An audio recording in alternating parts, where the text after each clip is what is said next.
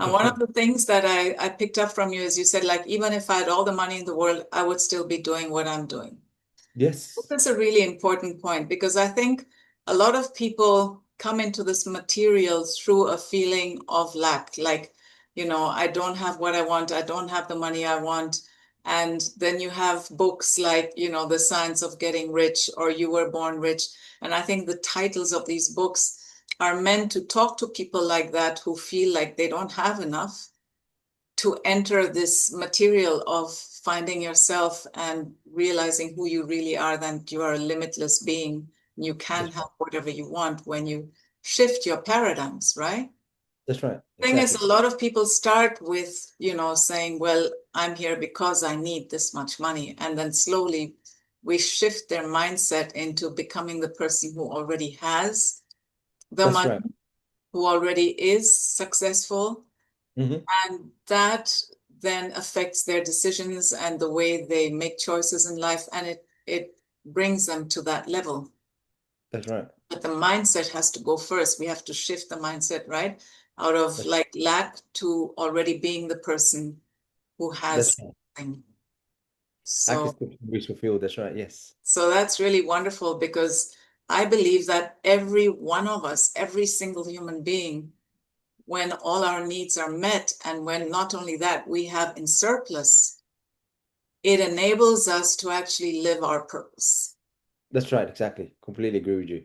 And we are by nature, beings of service and beings of wanting to help others with whatever it is, whether I'm a dancer and I want my dance to uplift many people, or whether Yes. I'm a musician and I want my music to, to really bring people into connection with who they are. That's Whatever right. it is that we are, we don't all have to be coaches. But when we have enough abundance, it allows us to make a real impact in the world with our gifts. Would you That's agree? right. Exactly. I completely agree with you. Well said. Well done. Mhm. That was good. So I completely agree with you. Yeah, so I guess it's really good, and I was actually it's a compliment when you reached out to me on Friday. I said Friday, and they go, yeah, I would love to, and because I've seen you in the recordings, and it's weird because that was actually the first time that we talk, and then I felt like I've already known you because you're part of the community, Yeah. but it's been really good, and I really appreciate it, you reaching out. That was nice. And I really believe that, there is this thing in me that I want to bring people together because, yes, we're all great on our own out there, overcoming our own limiting beliefs.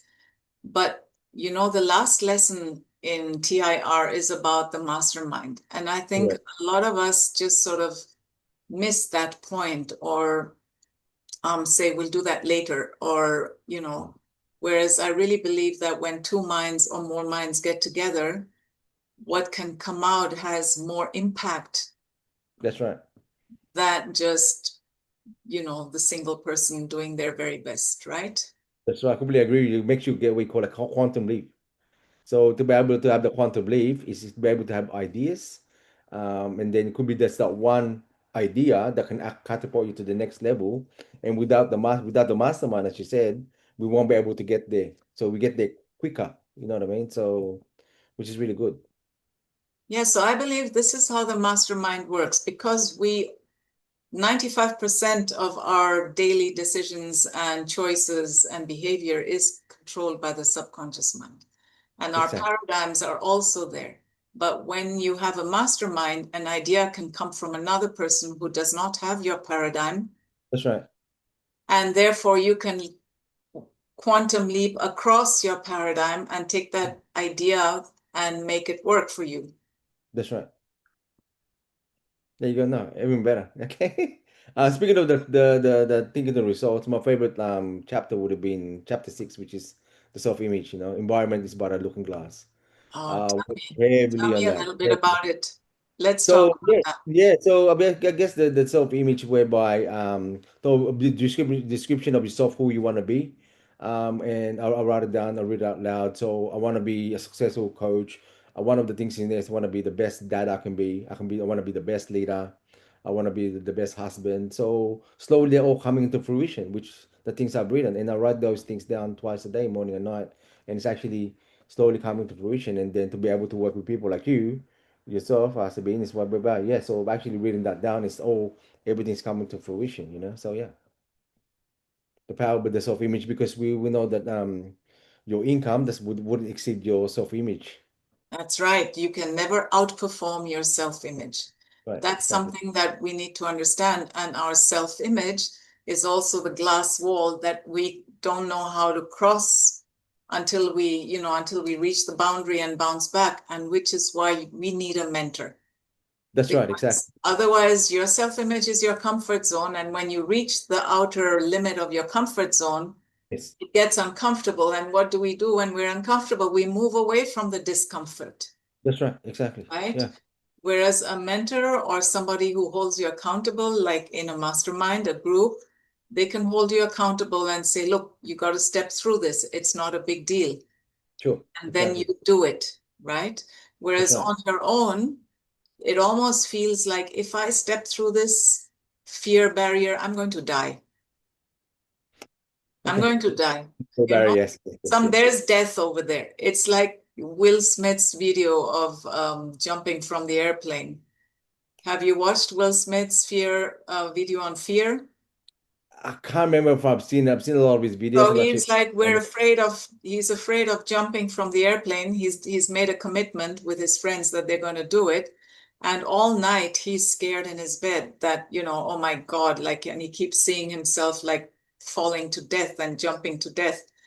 But then in the day when it actually happens, he's strapped to this other guy, and that guy pushes him out on the count of two instead of three, right? He says, I'm going to count till three. We will jump on three. But when he reaches the count of two, he pushes Will out. And Will realizes that if he had waited till three, he would have grabbed the airplane. So he had to be pushed to jump. But then as soon as he leaves the airplane and Yes, he has this amazing feeling of flying and empowerment, and there's zero fear at the moment of greatest danger. And this is how fear works. It believes that it is keeping you safe that's right. within the parameter of your self-image, and that if you left that safety, you would be in, well, life endangering, situation. And it's not true. It's not true. That's it. Yeah. Yeah, So awesome. we've got to, we have to find a mentor who pushes us just across that final threshold, because everything else we can do ourselves. That's right, exactly. That final threshold of stepping beyond your comfort zone, that is where people really sort of hold back. And that's why when you decide to work with a mentor like Jose and you make a committed decision by paying a fee so that you really put your skin in the game, That's right. it makes that jump across that fear ledge easier.